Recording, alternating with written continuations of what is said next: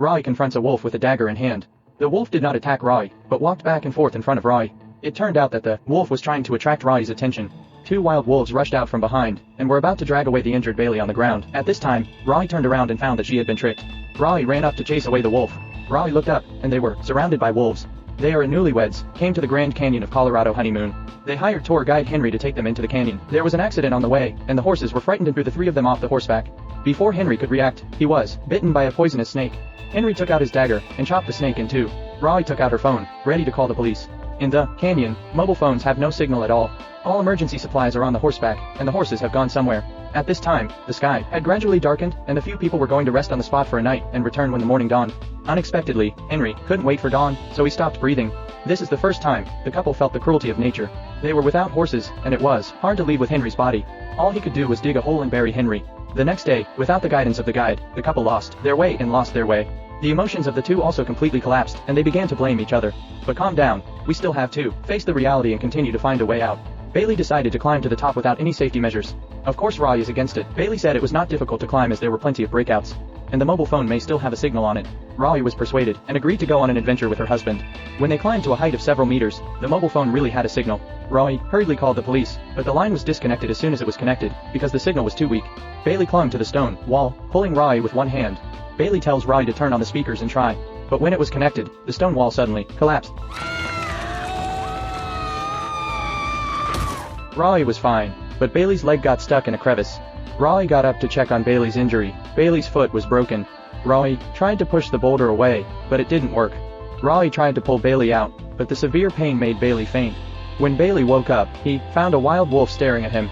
Bailey picked up stones to drive away the wolf, but the wolf was not afraid. Fortunately, Roy arrived in time with a stick, and the wolf turned and left. Then, Roy inserted the wooden stick into the crevice of the stone, trying to pry the boulder open. The next second,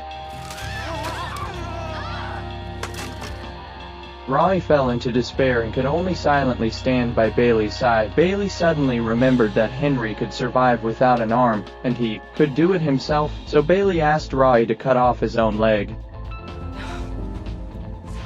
I can't do that, I can't. Bailey told Roy that a wolf was staring at him just now. Moreover, there is no water and no food here. The two of them will not last long, and will become the dinner of the wolves. Roy cried bitterly while hugging Bailey. Roy thought for a long time and agreed with Bailey's idea. But how do you do it without a knife? Bailey remembered that Henry had a knife on him, so Roy decided to go back to where Henry was buried and get the knife back. Before leaving, Roy lit a fire, and gave Bailey a stick to defend himself. Roy made a lot of marks along the way to prevent her from finding her way back.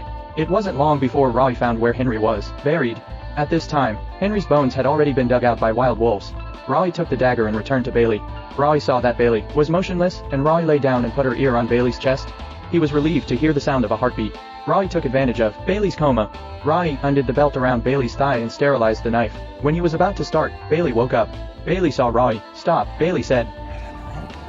I'm sorry. I don't want to hold it against you. Promise? Cross my heart. Roy gave Bailey a twig to bite on, and began to cut.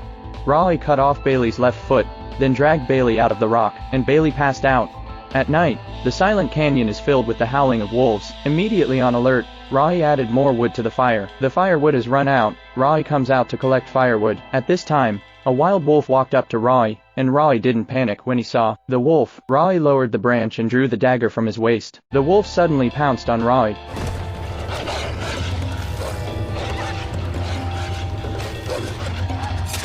The wild wolf ran away after being stabbed. Roy picked up the firewood and ran back. In the middle of the night, the howling of wolves came again, and Roy was ready. Roy tore strips of cloth and tied them to branches, making torches and sticking them around. Roy then holds the torch and the knife, ready to fight.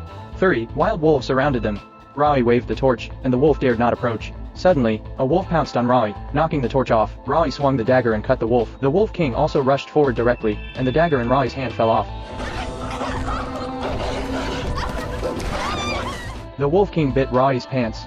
Roy touched the dagger in a panic, and stabbed down, giving the wolf king a fatal blow. The wolf king fell to the ground, and the other wolves also fled quickly. The next day, Roy made a stretcher and dragged Bailey away. Bailey woke up, they ate wolf meat, and continued on their way. When the stretcher was broken, they used the branches as crutches and supported each other to continue walking. But the hungry wolves didn't want to let them go. The wolves followed the scent, and soon caught up with them. Roy saw the wolf, immediately took out the dagger and walked forward, yelling loudly. In fact, the target of the wolves is not Roy, but Bailey.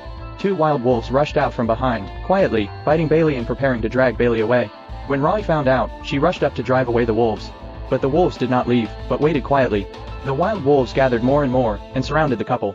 Roy wanted to wake Bailey up, but Bailey couldn't wake him up no matter what. Roy was desperate, and the scene of the wedding came to mind. Roy looked around at the pack of wolves, and stretched out his hands to cover Bailey's mouth and nose. In order to make Bailey die decently, Roy killed Bailey himself. Heart-piercing cries resounded throughout the valley, but no one could have imagined that just after Bailey died, the sound of a helicopter suddenly came from the sky. It was the rescue team, who came, and the wolves scattered and fled in fright. Roy was rescued, but Roy wasn't happy, and maybe even more painful.